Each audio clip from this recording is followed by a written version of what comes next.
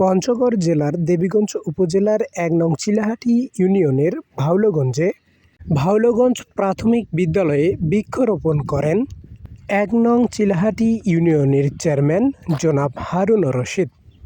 এছাড়াও সাথে উপস্থিত ছিলেন প্রাথমিক বিদ্যালয়টির শিক্ষকমণ্ডলীগণ।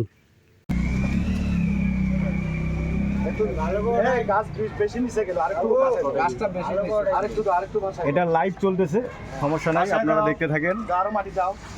মাটি দিয়ে পানি কেন দিছে? এখন তো এমনি রস আছে। এখন তো কোথাও বাবু ভাই উঠেন স্যার, উঠেন স্যার।